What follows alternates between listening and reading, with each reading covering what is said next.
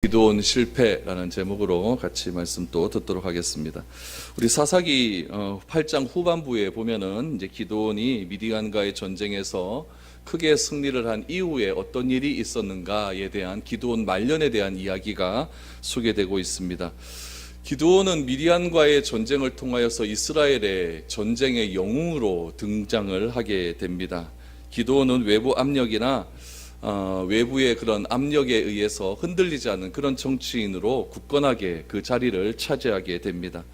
그런데 정치인으로서의 기도원은 굉장히 좋은 이미지를 남겼는데 종교인으로서의 기도원은 실패하고 맙니다. 그래서 오늘 여러분들과 함께 정치인으로서의 기도원 또 종교인으로서의 기도원을 두 가지 면에서 한번 살펴보려고 합니다. 특별히 기도원 말년에 있었던 일은 굉장히 기도원의 타락상이 있었음을 우리에게 알려줍니다. 기도원에게는 수십 명의 아내가 있었고 아들만 70명이 있었다라고 말을 하고 있죠. 여러 명의 아내를 거두었고 첩이 많이 있었다라고 말을 합니다. 여러분, 중동 지방에는 수십 명의 아내들이 함께 사는 방을 하렘이라고 부릅니다. 그래서 그 하렘이라고 하는 방은 요즘으로 보면 창녀촌과 같은 그런 방입니다. 남편이 그 하렘이라고 하는 방에 들어가면 서로 이쁘게 보이기 위해서, 남편에게 이쁘게 보이기 위해서 분장을 하고 단장을 하고 어떻게 해서든지 남편을 유혹하려고 하는 그런 방이 있습니다. 그것이 바로 하렘이라고 하는 방입니다. 그 하렘이라고 하는 방이 누구에게 있었냐면 기도원에게 있었다라는 겁니다. 그래서 이 기도원의 이런 타락상이 결국 이스라엘에게 결국 또 좋지 않은 영향을 주게 되어서 기도원 사후에 또 굉장히 안 좋은 그런 일들이 일어나게 됩니다. 오늘 그 일이 어떻게 일어났는지 여러분들과 함께 고민해 보면서 우리들의 삶 가운데 어떻게 적용해야 되는지 한번 살펴보기를 원합니다.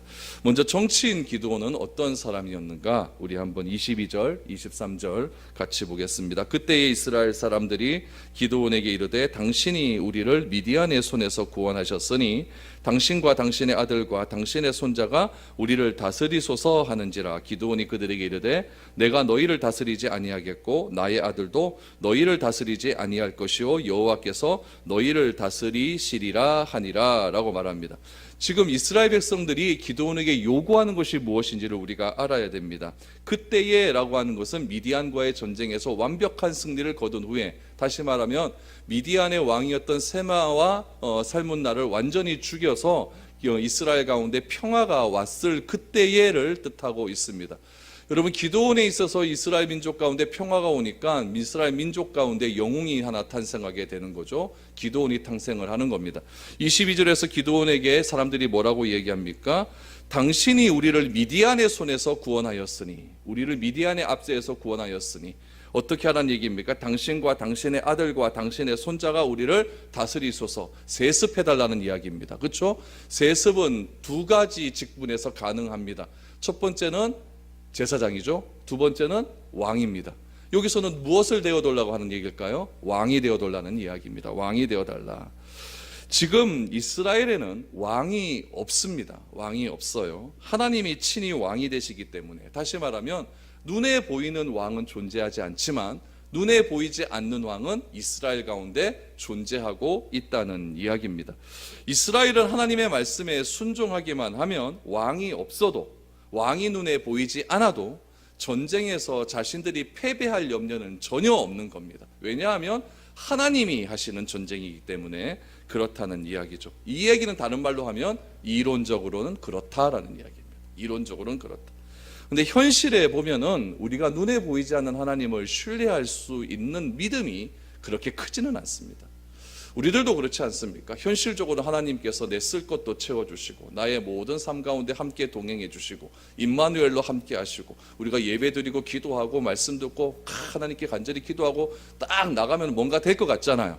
그런데 월요일부터의 삶을 가만히 보면은 또 되돌아가지 않습니까? 이론과 현실의 차이가 굉장히 많이 난다는 거예요. 이거는 여러분 사사시대나 지금이나 똑같다는 이야기예요. 사사시대 때도 이론적으로는 다 알고 있습니다. 그런데 현실의 삶을 가만히 보니까 이스라엘 주변에 눈에 보이는 적들이 너무나 많이 있다는 거예요. 눈에 보이는 적들을 가만히 보니까 거기는 철저하게 정치적인 조직으로 움직인다는 이야기예요.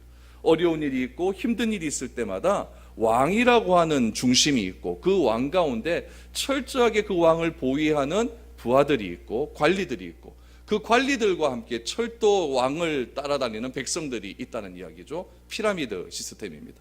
이런 피라미드 시스템을 통하여서 나라가 어려운 일이 있고 위급한 일이 있었을 때 온전하게 그 위기를 극복할 수 있는 것들이 이스라엘 눈에 보이기 시작한 겁니다.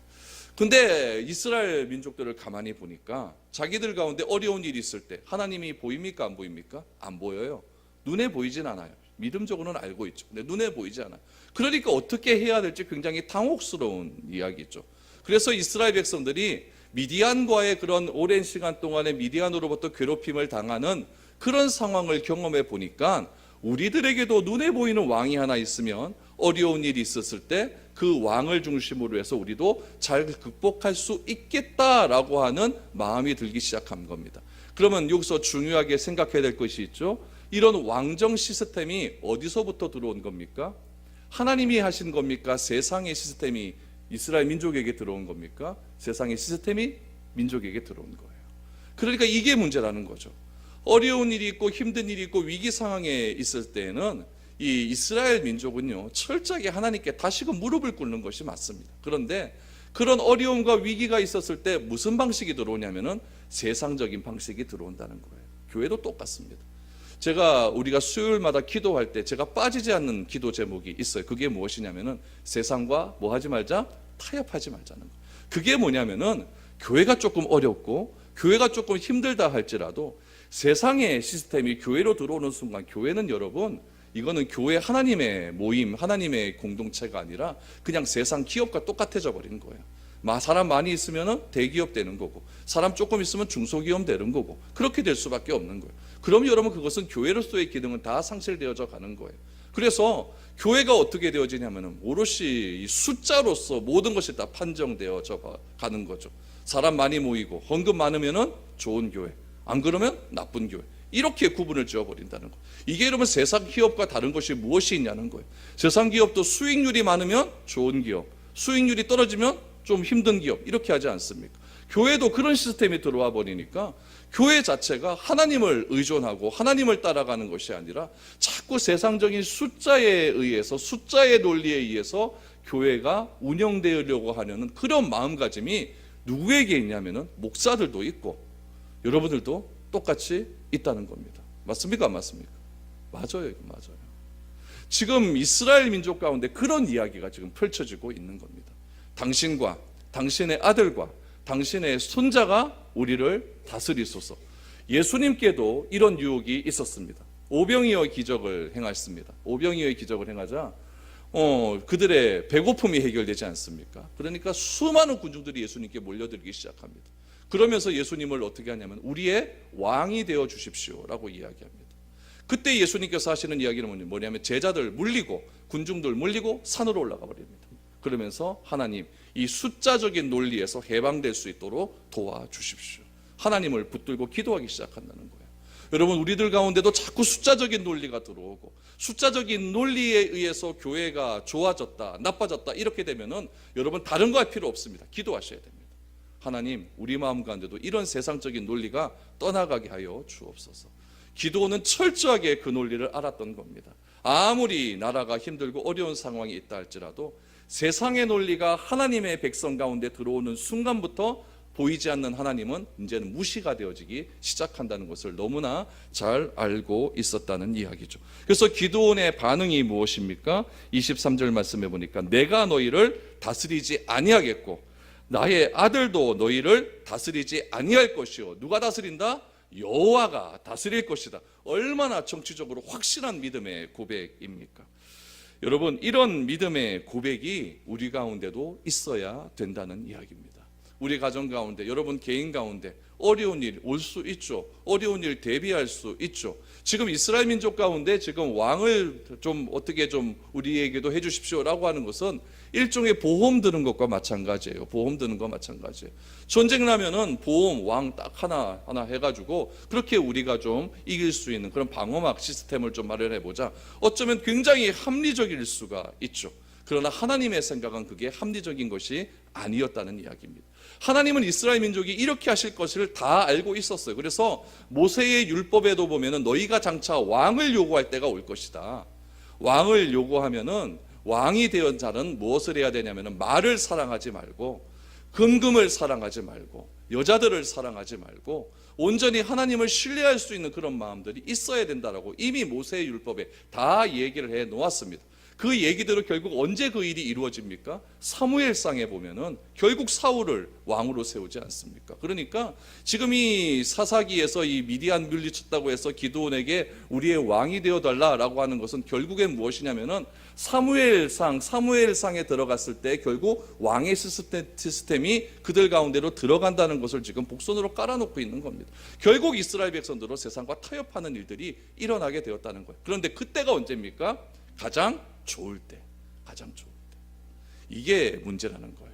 그래서 예수님께서는 선줄로 생각한 자는 넘어질까 조심하라. 우리가 좋아지고 우리 분위기가 좋아지고 내 믿음이 점점 좋아질 때 다시 한번 우리가 깨달아야 될 것은 무엇이냐면은 하나님께 바로 설 수 있는 기준이 필요하다는 이야기입니다. 그것이 무너지고 나면은 내가 가장 좋을 그때에 우리도 하나님을 저버리고 세상의 시스템을 따라갈 수 있다는 이야기입니다. 이스라엘 백성들이 가지는 그런 미래에 대한 불안함, 우리들도 똑같이 있습니다. 그러나 그럴 때일수록 우리가 더욱더 하나님을 붙들고 내 눈에는 비록 보이지 않지만 보이지 않는 하나님을 철저하게 더 신뢰하시고 그 하나님이 나의 삶을 책임져 주시고 나를 다스리시고 나의 모든 인생을 다스린다고 하는 그런 믿음의 고백이 이 기드온처럼 나와야 된다는 겁니다. 여호와께서 너희를 다스릴 것이다. 하나님이 나를 다스릴 것이다. 하나님이 우리 인생을 다스릴 것이다. 이러한 철저한 신앙 고백이 우리 가운데 넘쳐날 수 있기를 축복합니다. 이것이 정치인 기드온으로서의 승리의 모습이었습니다. 그런데 종교인 기드온의 모습은 이러한 삶을 살지 못했다는 데 문제가 있는 것이죠. 만약 기드온이 정치적인 은혜로서 자신의 사명을 마무리했다라고 한다면 그는 정말 사사기에서 보기 드문 믿음의 사람으로 우리에게 인정을 받았을 것입니다.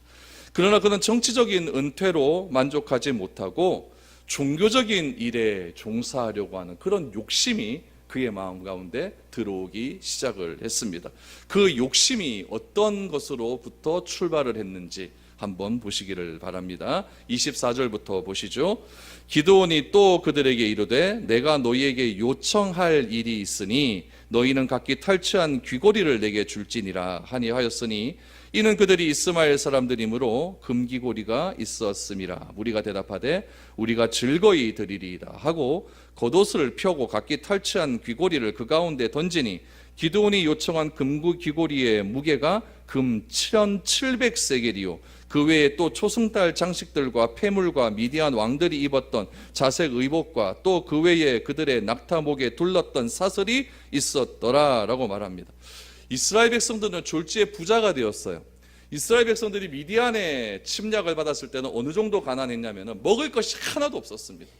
파종할 때 미디안 사람들이 와서 파종할 거 다 뺏어가고 추수할 때 추수한 거 조금 추수해놓으면 그것도 다 뺏어가고 그래서 이스라엘 백성들이 살았던 곳이 어디라고 했습니까? 산꼭대기에 살았죠.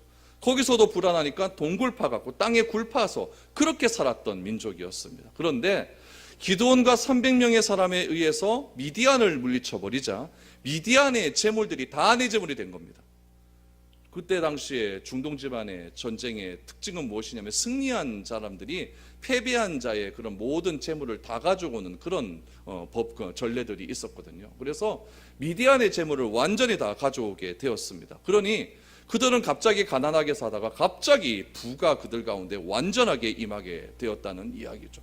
그때 기드온이 무엇이라고 이야기했냐면은 너희들이 나에게 금을 달라라고 이야기를 합니다. 지금까지 기드온은 어떤 삶을 살았냐면은 자기에게 주어진 일에 열심을 내느나 그가 전쟁에 승리하고도 적군으로부터 전쟁의 전리품을 빼앗지 못했습니다. 전리품을 빼앗은 일이 있었다고 한 것은 딱 하나 빼앗았죠. 왕들 2명 죽이고 그 왕이 타고 있었던 낙타목에 달려 있었던 반달 모양의 초승달 모양의 금 목걸이 하나 가지고 있는 게 전부 아니었습니까?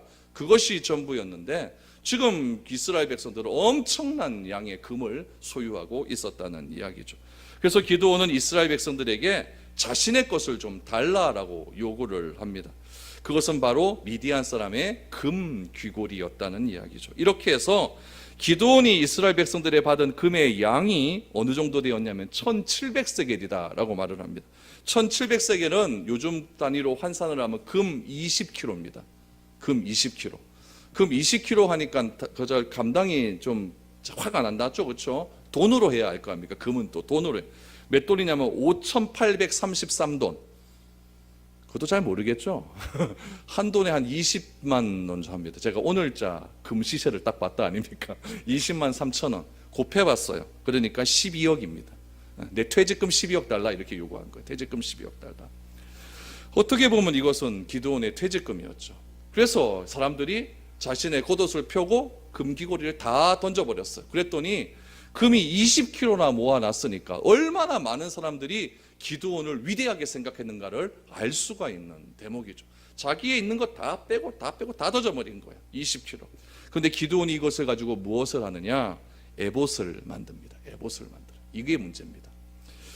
에봇은 무엇이냐면은 우리 모세오경에 보면 예수 하나님께서 이스라엘 백성들에게 제사 제도를 가르쳐 주시면서 제사를 주재할 수 있는 레위인을 세우게 됩니다. 그 레위인이 제사를 드릴 때 입는 조끼가 에봇이라고 합니다. 그 에봇에는요, 이 가슴에는 무엇이 있었냐면은 각종 보석으로 만든 12개의 돌멩이가 박혀 있었습니다. 왜 12개일까요? 이스라엘의 12지파니까 12개 박혀 있었고, 양 어깨에는 우림과 둠밈이라고 하는 그런 깜짝 빛나는 그런 보석이 박혀 있었습니다. 그 우림과 둠밈으로 하나님의 뜻을 구하는 겁니다. 그래서 하나님 내가 어떻게 하면 좋겠습니까? 그러면은 우림 쪽에서 빛이 나든지 둠밈 쪽에서 빛이 나든지 그렇게 빛이 나는 쪽으로 하나님의 뜻을 구해서 그렇게 하나님의 뜻을 행하는 그런 옷이 있었습니다. 그러면 여러분, 하나님께서 이스라엘 백성들에게 에봇을 제사장에 입으라라고 하는 이유는 무엇이냐면은 그 에봇에게 능력이 있는 것은 아니라는 거예요. 누구에게 능력이 있냐면은 그 제사장이 에봇을 입음을 통해서 하나님이 함께 하신다고 하는 그 믿음을 보시는 겁니다. 우리가 설교 들으나 안 들으나 내가 그냥 성경 읽으면서 살지 이렇게 하는 것도 귀하지만 그래도 여러분들이 이 늦은 시간에 나와서 하나님께 예배드리고 하나님께 기도하고 같은 마음으로 하나님께 간절히 구하는 이 믿음을 하나님께서 보신다는 이야기죠. 구약시대 때도 하나님께서는 그 제사장들에게 에봇을 입히게 함을 통하여서 제사장이 에봇을 입음으로 하나님을 향한 믿음을 보시고 그 에봇을 입은 제사장을 통해서 하나님의 뜻을 전달했다라고 하는 데 있습니다. 그러므로 이 에봇은 제사장들이 입는 귀중한 옷이라는 것이었죠. 근데 기드온이 이것을 가지고 무엇을 만들었냐면은 에봇을 만들기 시작을 합니다. 여러분, 기드온은요 어떤 사람이었냐면은 이제는 정치인이 아닙니다. 이제 정치에서 끝난 건 아닙니까? 이렇게 끝나면 좋은데 자신이 에봇을 만들고 에봇을 입겠다고 하는 것은 뭐 하겠다는 이야기입니까? 내가 이제 제사장 노릇하겠다는 이야기. 이게 여러분 노욕이고 욕심입니다. 기드온이 거기서 끝났다라고 하면 정말 좋은 믿음의 사람이 되었을 것 같은데 이제는 내가 정치에서는 은퇴하지만은 제사장이고 내가 에봇을 통하여서 너희의 영적인 지도자를 선언하는 행위가 에봇을 만드는 행위였다는 거예요. 이것은 기드온이 계속적으로 하나님 앞에서 제사장 역할을 해내겠다라고 하는 의지적인 결단인 겁니다. 여러분, 여기 이게 왜 이렇게 나왔는지를 우리가 다시 한번 기드온의 삶을 통해서 한번 점검을 해봐야 될 필요가 있습니다. 기드온과 이스라엘 백성들은 미디안과의 전쟁 중에서 계속적으로 하나님께서 기드온에게 말씀을 해 주셨습니다. 기드온이 숨어 있을 때도 하나님께서 큰 자야 일어나라 라고 말을 하면서 기드온을 향하여 크다라고 말씀을 해 주셨고, 또 바알 신전을 무너뜨리고 아버지가 섬기던 바알 신전이 있지 않았습니까? 그 바알 신전을 무너뜨리라 라고 했더니 기드온이 밤에 가서 바알 신전을 무너뜨리고 그 바알 신전에 있던 제단을 가지고 하나님께 쌓아서 제사를 드렸더니 그때 하나님께서 기드온에게 하신 말씀이 무엇이었냐면은 여호와 샬롬이라고 하는 말씀을 하셨거든요. 여기서 우리가 알아야 될 것은 무엇이? 기드온은 레위 지파 사람이 아니거든요. 근데 하나님께서 기드온이 드리는 제사를 받았다라고 하는 것은 그만큼 기드온을 인정해 주셨다라는 이야기입니다. 또 특별히 하나님께서 레위 지파 아닌 사람이 기드온이 제사를 드리게 되었는데, 왜 그렇게 했냐면 그 당시에 레위 지파 사람들이 굉장히 희귀했습니다. 찾기가 너무 어려웠다는 이야기죠. 그래서 하나님은 기드온이 직접 드리는 제사를 친히 응답해 주셨고, 여호와 샬롬이라고 하는, 우리가 너무너무 좋아하는 그런 하나님의 이름을 직접 보여주셨다는 이야기입니다. 그래서 기드온은 레위인이 아님에도 불구하고 그의 제사를 하나님께서 받으시고 하나님의 이름을 들었던 그런 경험도 자기에게 있는 것이고, 기도할 때 표적까지 보여주지 않았습니까? 이슬, 양털 그 표적이 있었죠.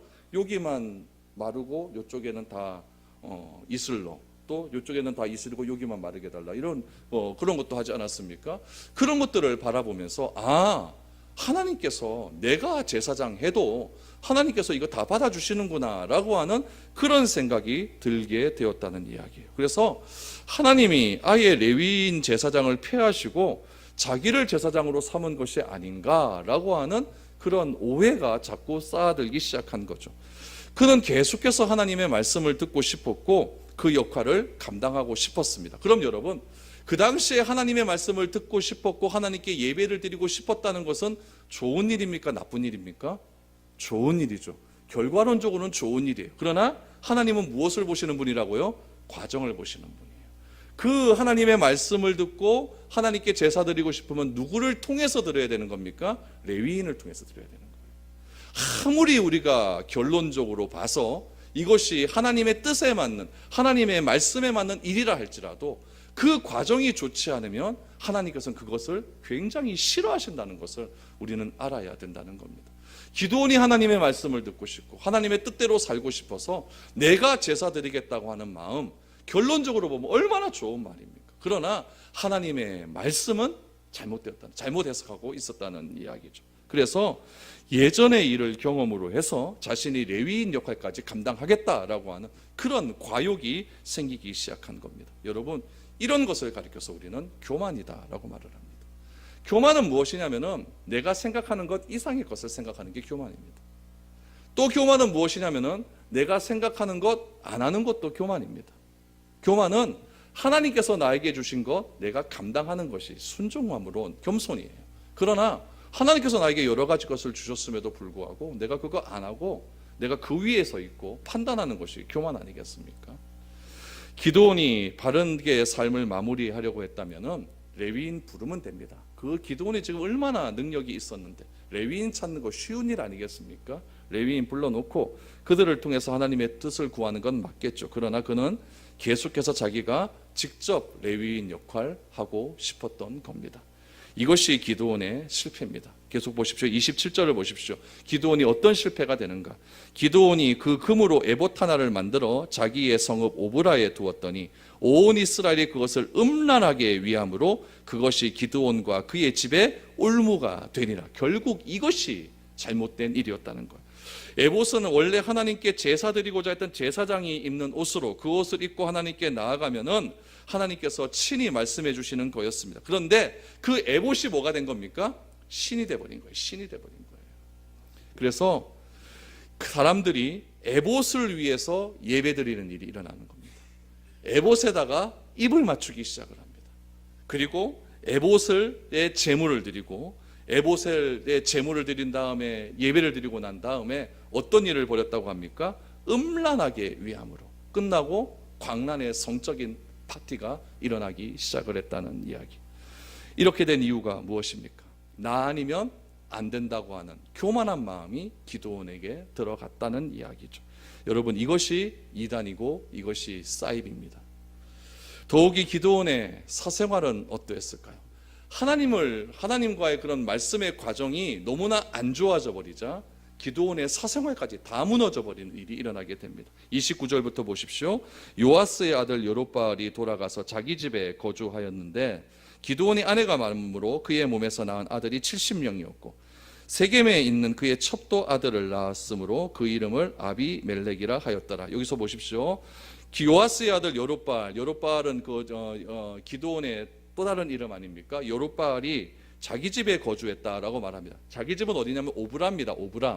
오브라의 위치는 정확하지 않지만은 어디로 추측을 하고 있냐면 지중해 연안에 샬롬 평야라고 하는 아주 좋은 평야가 있습니다. 그래서 샤론의 꽃 예수 이런 노래 있잖아요. 그게 왜 그러냐면은 샤론의 평야가 있는데 그 샤론의 꽃이 너무나 아름답기 때문에 그런 노래가 나온 거예요. 샤론 평야 근처에 있는 한 지점이 오브라라는 거예요. 그러니까 이 샤론 평야는 어디에 있냐면은 지중해 있는 데 있으니까 서쪽에 있습니다. 서쪽에 있어요. 거기에 있는데 지금 기드온이 아내가 많다 그렇지 않습니까? 아내는요, 첫째 아내, 둘째 아내, 세 번째 아내 순서가 있어요. 그렇죠? 모릅니까? 그런 거 잘? 그렇죠, 있잖아요. 그런데 첩은요, 순서가 없습니다. 아들 70명 낳으려고 그러면 여자가 도대체 몇 명이 있어야 될까요? 성경은 아들만 나와 있는데 여자를 1대1로 본다면, 그렇죠? 1대1로 본다면 자식이 100명 이상 있었다는 이야기입니다. 그럼 여자가 도대체 몇 명 있어야지 자식을 100명 낳을 수 있을까요? 제가 아까도 말씀드렸지만 첩들이 들어가 있는 방이 있다 그랬습니다. 그 방에 들어가면은 그 여자들은 창녀가 되는 거예요. 서로 남편 한번 차지하기 위해서 창녀짓을 하게 되는 거죠. 그런데 그 장소가 어디였다고요? 세겜이다. 이게 문제예요. 세겜은 어디였냐면은 예루살렘에서 북쪽으로 50km 가면은 세겜이라는 동네가 있습니다. 여러분 아까 오브라는 어디에 있다 그랬죠? 서쪽에 있다 그랬죠? 이 세겜은 어디 있습니까? 사마리아 땅 조금 위에 쪽에 가면 있습니다. 그러면은 자기가 거주하고 있는 것은 서쪽, 세겜은 이스라엘 중부. 그러면 뭐가 있다는 이야기예요? 각 도시마다 첩이 있다는 이야기예요. 각 도시마다 첩이 있는 거예요.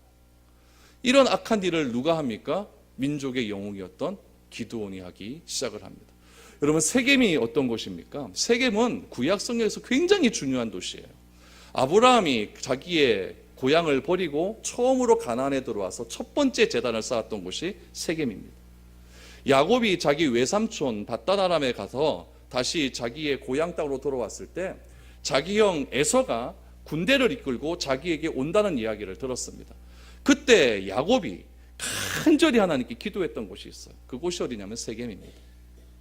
세겜은 여호수아가 마지막 장면에 세겜은 에발산과 그리심산 사이에 이렇게 있거든요. 언덕지역에 있고 언덕고 가운데 세겜이 있습니다. 이렇게 이야기합니다.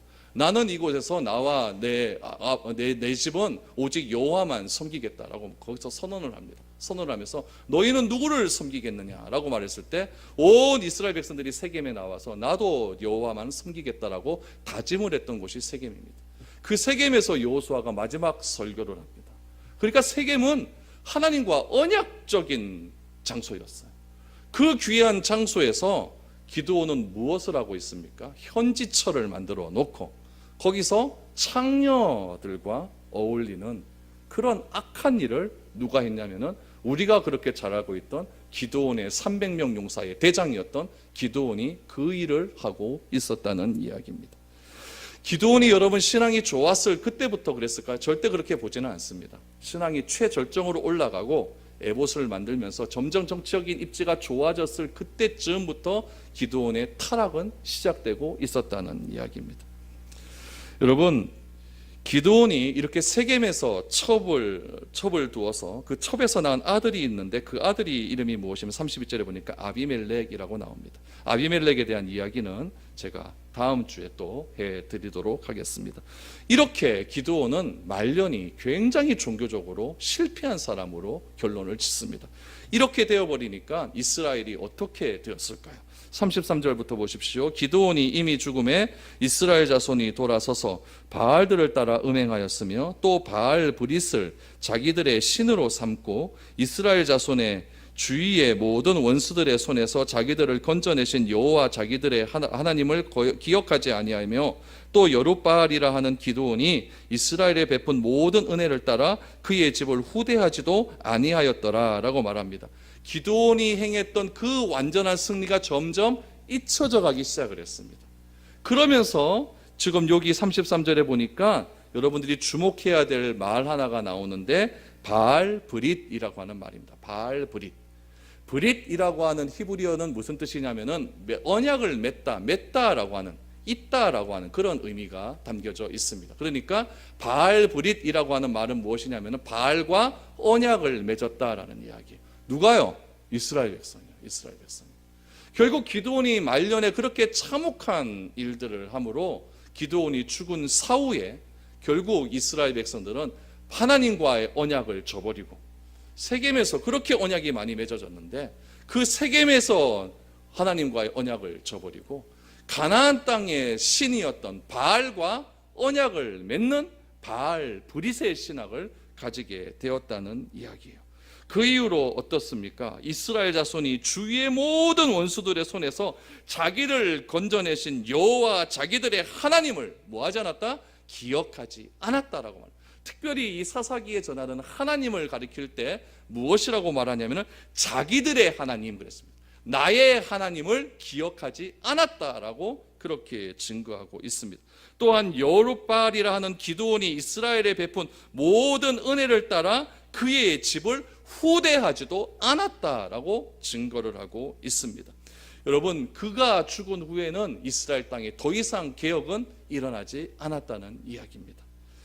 이처럼 그의 개혁은 본질을 전혀 건드리지 못하는 피상적인 개혁만 일어나게 되었던 것입니다. 결국 하나님이 원하시는 이스라엘의 개혁의 본질은 무엇이었을까요? 신앙적인 회복이었습니다. 그러나 기드온은 어떤 회복만을 강조했냐면은 정치적인 회복만을 강조한 그런 삶을 살았기 때문에 레위 지파가 드려야 될 제사장의 직무까지 자기가 다 하려고 하는 그런 욕심에 의해서 그는 타락하고 말았습니다. 사무엘상에도 보면은 사울이 그러한 일을 벌이지 않습니까? 사무엘이 전쟁 중에 오지 않으니까 사울이 자기가 제사를 드리지 않습니까? 제사를 드리자 그것을 하나님께서 악하게 보시고 하나님께서 사울을 버렸다라고 하는 선언을 그렇게 하시는 겁니다. 7년간의 고통이나 기드온의 승리로도 이스라엘의 병을 고칠 수 없었다면 과연 이스라엘의 이 고질병은 어떻게 해야 고칠 수가 있을까요? 우리들이 하나님의 존재는 믿고 있지만 현실에서 나타나는 다양한 어려움과 고난 속에서 우리가 그때마다 하나님을 부르지 못하고 현실과 타협하는 그런 우리들의 고질병은 과연 어떻게 해야 고칠 수 있을까요? 정치적으로 해결할 수 있을까요? 세상적인 방법으로 해결할 수 있을까요? 결국 그렇게 해결하려다가 실패한 이야기가 오늘 성경에 등장하지 않습니까? 이런 성경의 이야기를 교훈을 삼아서 우리들이 다시 한번 점검해야 될 것은 무엇이냐면은 내가 하나님에 대한 믿음을 철저하게 믿고 있다고 한다면 그 하나님이 교회에서뿐만 아니라 내 삶의 구석구석에서도 하나님이 나를 지키시고 하나님이 나를 다스리신다고 하는 이 단순하지만 정말 어려운 이 믿음의 신앙이 우리 가운데 있어야 된다는 이야기입니다. 이것이 무너지고 나면은 어쩔 수 없습니다. 똑같이 반복 또 이렇게 되어져 갈 수밖에 없는 겁니다. 여러분, 성령님은 항상 내 안에 존재하고 계십니다. 그렇기 때문에 임마누엘이라고 하는 징조를 우리에게 보여주신 것 아닙니까? 그 성령님이 내 안에 계시다는 사실을 꼭 기억하시고 우리 안에 도저히 치료되지 않는 그 부분을 낱낱이 다 보여주시기를 바랍니다. 의사 앞에서는요, 부끄러움이 없어야 돼요. 다 보여줘야 돼요. 다 보여줘야 돼요. 수술실 가려고 할 때 빨가벗기가 들어가지 않습니까? 다 보여줘야 돼요. 그것을 부끄러운 것으로 생각을 하면은 아무 병 못 고치죠. 내 안에 계신 성령님 앞에서 내가 온전히 드러내질 때에 하나님께서는 우리를 수술해 주셔서 우리를 예배와 신앙을 본진적으로 치료해 주시는 능력의 역사가 그 가운데서 나타난다는 이야기입니다. 오늘 그러한 마음을 가지고 하나님께 간절히 기도했으면 좋겠습니다. 하나님, 내가 좋을 때만 하나님 찬양하고 하나님을 믿는 것이 아니라 현실의 삶 속에서 어려운 일이 닥쳤을 때, 내일의 일이 너무나 불안할 때, 그때도 하나님 끝까지 붙들고 나와 함께 하시는 그 임마누엘의 하나님을 내가 붙들고 나아갈 수 있는 그런 실질적인 믿음이 나에게 나타나게 하여 주옵소서. 그 믿음이 없다면 좀 믿음 자라게 해 주십시오. 이렇게 간절히 기도할 수 있는 오늘의 아름다운 시간이 될 수 있기를 소망합니다. 기도드리겠습니다.